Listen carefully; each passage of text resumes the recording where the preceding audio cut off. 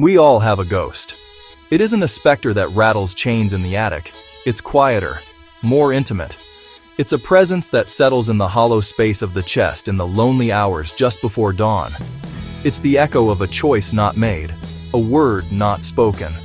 It's the life unlived, running parallel to the one you're in, and its footsteps are the ones you hear when everything else goes silent.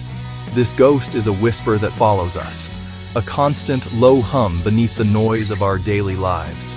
It's the hard conversation with a parent or a partner that we've postponed for years, allowing the silence to curdle into resentment. It's the creative project, the book, the painting, the business plan, gathering dust in a corner of our mind, a monument to our own hesitation. It's the risk we never took, the leap of faith we stood at the edge of, only to turn back to the familiar, barren ground we knew. It is the truth we buried in our own hearts, a truth so profound we feared its weight would break us, a truth about who we are, what we truly want, or what we can no longer tolerate. We perform an elaborate burial, piling on layers of distraction, responsibility, and rationalization. We tell ourselves we are being practical, sensible, mature. We call this avoidance safety. We convince ourselves we are preserving peace by refusing to stir these still waters. But look closer. The water isn't peaceful. It's stagnant. It's a carefully constructed prison of comfort where the bars are forged from the fear of failure, the fear of judgment, the fear of our own power. Every day we choose not to act, we add another layer of rust to the lock. But the hurt you dodge is not a ghost meant to haunt you forever. It is not a monster in the dark. It is your destiny, cloaked in the guise of a challenge. It is the raw material of your future self, waiting for you to stop running. It is a summons, a call to adventure from the deepest part of your soul, asking you to finally pick up your shield, to face the wind, and to answer. He wakes, and the first sensation is not the warmth of the sheets or the promise of a new day. He wakes and feels a cold knot of fear in the pit of his stomach. It's the daily inheritance of his avoidance. It's the interest payment on a debt of courage he refuses to pay. This feeling is a compass, and for too long, he's been trying to break its needle instead of following where it points. But today, something shifts. A quiet rebellion begins. It starts with one small, shaky step, a decision to move toward the discomfort, not away from it. It is an acknowledgement that the cost of staying the same has finally become greater than the perceived cost of changing. Because pain is a signal. It is not the enemy. It is a brutally honest messenger, a compass needle that trembles but always points true north, toward growth. We spend our lives trying to numb it, distract from it, and outrun it, when all it asks is to be heard. It is the feedback mechanism for a life well lived.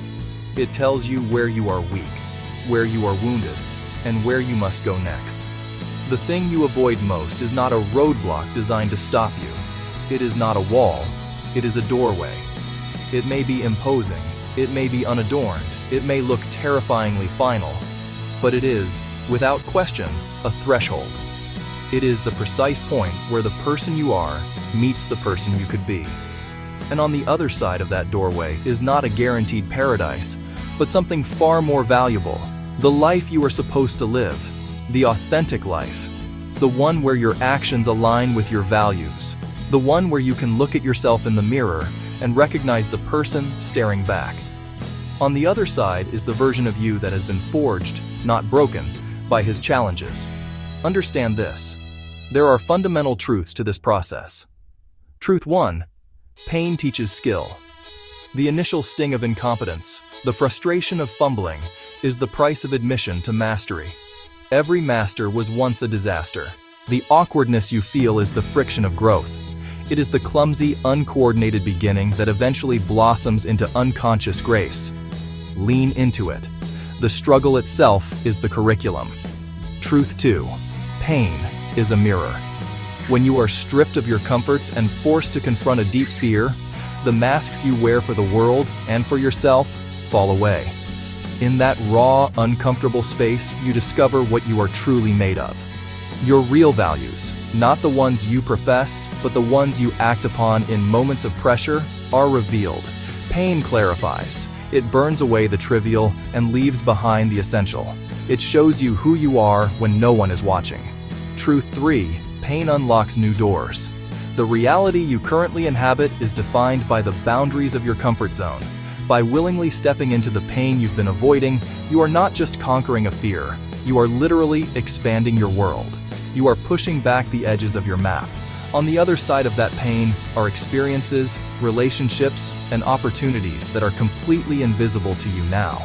It unlocks worlds you cannot yet see, because you have not yet become the person who is capable of seeing them. So, how do you begin this journey?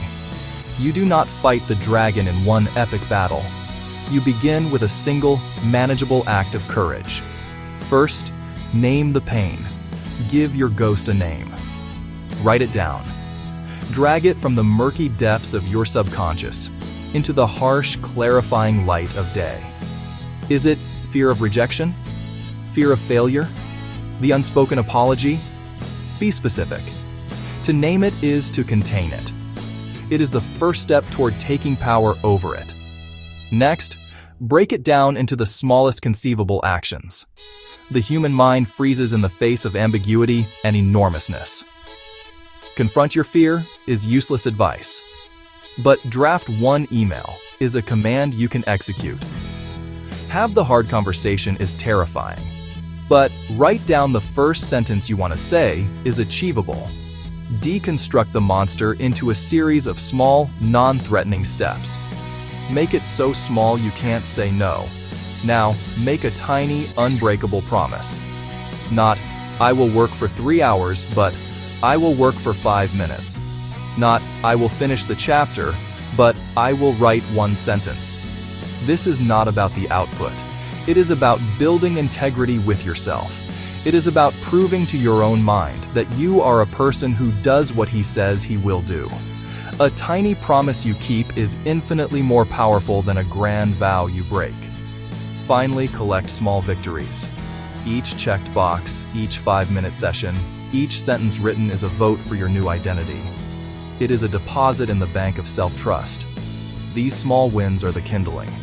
They build upon each other, creating a fire of self-generated motivation. Momentum is not a mystical force you wait for. Momentum is built, not found. It is the consequence of your own consistent, courageous action. This is the path. You lean into the ache, not to punish yourself, but to integrate the fragmented pieces of your own psyche. You become whole, not by avoiding the parts of you that are scared or weak, but by facing them with compassion and resolve. This is the quiet work of true self-care, not distraction, but integration. Stop waiting for the fear to subside. It won't. Courage is not the absence of fear. It is action in the presence of fear. Be the hero of your own story. The hero doesn't feel fearless. He feels the fear and takes the step anyway. The hero understands that the story is written in the moments of struggle, not in the moments of ease. If this message found you at the right time, if it struck a chord in that quiet, honest place within you, then acknowledge it. Like and subscribe to continue this journey with us. More importantly, take one small action today. The ghost does not vanish. You simply learn to walk with it, and in doing so, you rob it of its power. Begin today. Not tomorrow, not next week. Begin now. With one brave moment.